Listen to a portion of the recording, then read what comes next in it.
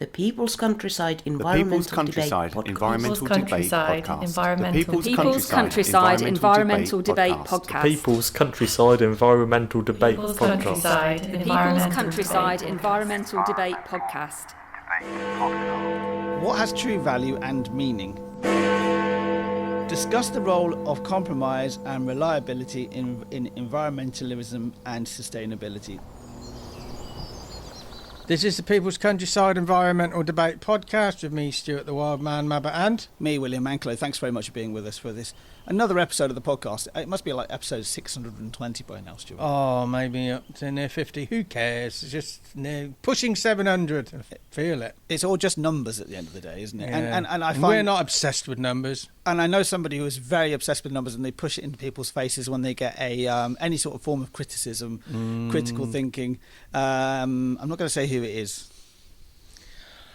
No, you thought I was then, didn't you? Anyway, I left a space for it. I might edit it in. Paul. Anyway, moving on.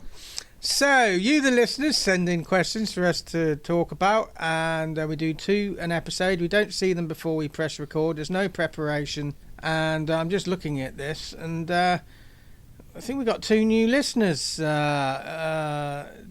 today. Toby from Hallertrow, Somerset, England, and Gus. That's a good old name, isn't it? Gus. Gus is a great name. Yeah, from Walton near Wetherby, Yorkshire. I'd also say, is Walton near Wetherby a place, or is it Walton that's near Wetherby? I'm guessing it's Walton near Wetherby. Maybe there's more than one Walton up near Wetherby, or up in that part of the world. In Yorkshire.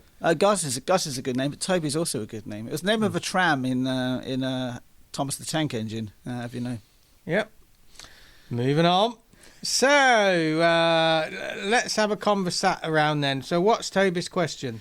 Toby's question. Thank you, Toby, for your question. This is your first question for this podcast. What has true value and meaning? Well, anything can have true value and meaning. It has to have true value and meaning to yourself.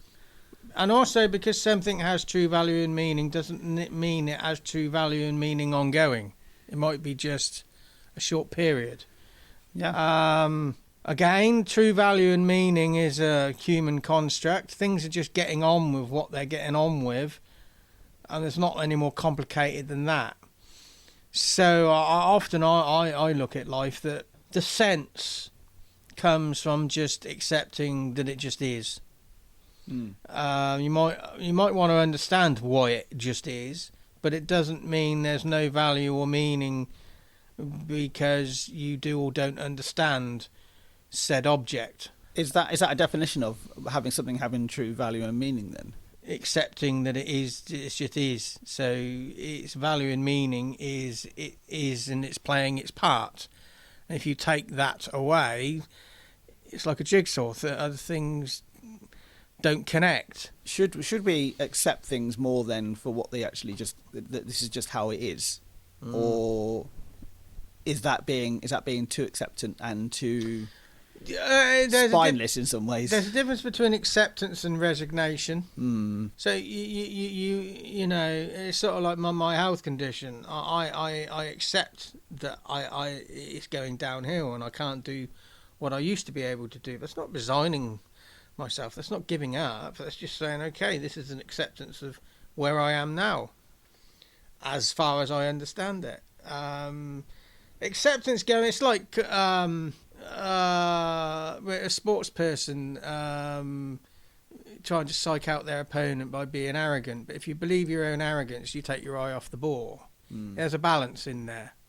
Acceptance is great, but acceptance manifesting in the wrong way maybe isn't so great. How does this acceptance then manifest in the environmental world, in particular the climate crisis? Are we too acceptant of the future is inevitable, that we're not able to change it? Some people are. Some people are resigned, and that's taking it too far. I think the healthy in environmentalism is accepting, okay, this is where we are now, accepting our past, accepting our future, but saying, okay, let's try and improve it. But so the acceptance and resignation are two different things, aren't they? I mean, you could almost look at I always think resignation is also coupled with negative emotions or Can be. negative feelings. The resignation of, oh, this is how it's always been, and I'm very bitter and angry about it. Maybe, but before we started recording, we were talking about giving up a certain, because in another, dimension, I run a gardening business and William does some gardening for me. We were just talking about writing a letter to a client that we don't want to do anymore. So effectively resigning. Yeah. That's not negative, that's taking positive action to... That's a resignation action. I'm talking about resignation as in emotionally. It's a very different thing. So you can be very resigned about an issue or resigned about something, and that turns into a negative and there's moving on, which is healthy, but they're say, okay, it's not worked, I'm moving on. Yeah. Resigned and then wallowing in that, no, that's not good. Because you're stuck, aren't you? It's almost like you're stuck in mud. Yeah. Like a hippo. And the best way to get out of mud is to just exert yourself to get out of that. Phone up Mr. JCB down the road, get him to dig you out. Well, I'm sure everybody's got somebody in their life they can phone up and say, I need you to be my JCB and get me out of this, help me get me out of this hole. But you have to get yourself out of the hole yourself. You have to be willing to be out of that place in the first place. I'll just read Toby's question again. What has true value and meaning?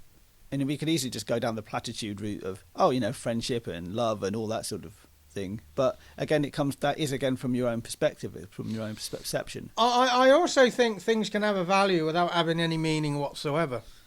Yeah, I like that idea.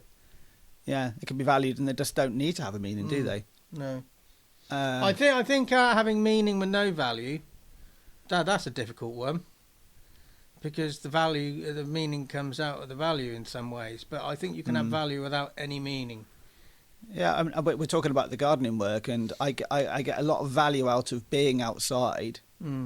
And I was working in the garden just this week, and I was disturbing the soil, and I'm surrounded then by robins. Yeah. And the value of being able to just pause a couple of seconds, pause a minute or so to watch a robin do its thing. I remember digging the Bishop of Oxford's garden in the winter, every winter, and you'd have robins and blackbirds just lining up for the worms. Yeah. And you dig a worm up, throw it at them, and the big ones the blackbird would have. Yeah.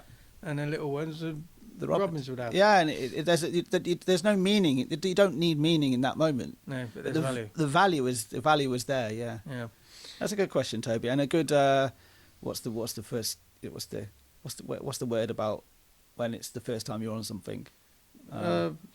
Debut. Your first debut question. I couldn't think of the word. I'm supposed to be better than this because I'm a podcaster. Yeah, Gus from Walton near Wetherby, Yorkshire, England. What's his question? Yeah, so it's either Walton near Wetherby or Walton near Wetherby. Yeah, I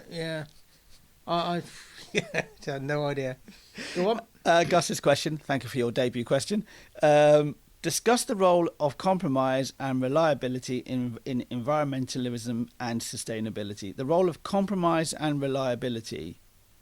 So compromise and reliability. Compromise in environmentalism and sustainability. You got vested interests. The people who are trying to make profit, they have to compromise profit to make them the fact that they can then sustainably go forward and still have a business and without making it all uninhabitable. The compromise has to meet in the middle. Yeah. As campaigners, as close to the middle as possible. Yeah, the campaigners, they have to compromise in the sense of somebody is going to make money out of this. The green transition. Somebody will make money out of it, and there will always be vested interests. So even wars. Every war, in the end, has to come back to democracy and compromise and reliability. Yeah. Now, reliability is. Things can be unpredictable. You can be reliably unpredictable. I don't think everything has to be set in stone. Reliability shouldn't be set in stone. It's just you do the genuine. I will do my best to make a difference. And if the person who is the decision maker actually doesn't make a good effort, makes effort, but the end result isn't great, okay, but they did their best, and then you say, well, let's do better. Whereas sustainability, Compromise is and in sustainability. Take environmentalism out of it and just look at sustainability.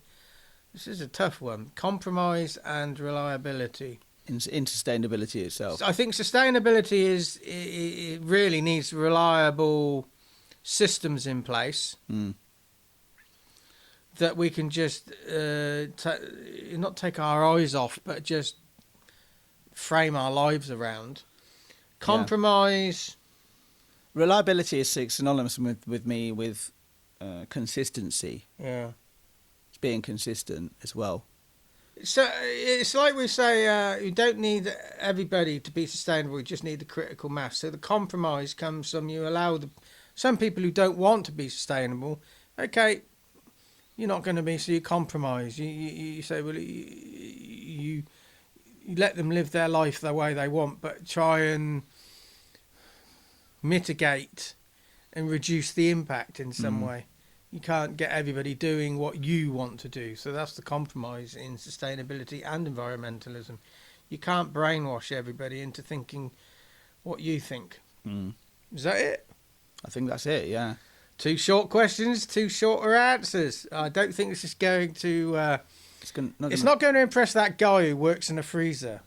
Well, I think listening to our podcast. It's more of a chiller, I think. Chiller. What's a chiller? It's like a walk-in chiller, so that he doesn't stop taking. He puts his headphones in. He's listening to this right now, going, "Are they talking about me? Yeah. Who knows, right?" Yeah. I have a vision of him.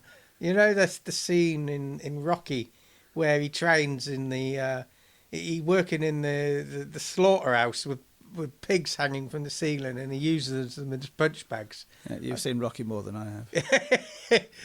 I've actually walked up the steps. Where in this scene in Rocky, he runs up the steps. That's in Philadelphia. That is. I've walked up those steps. Lovely. People actually still to this day film themselves running up those steps.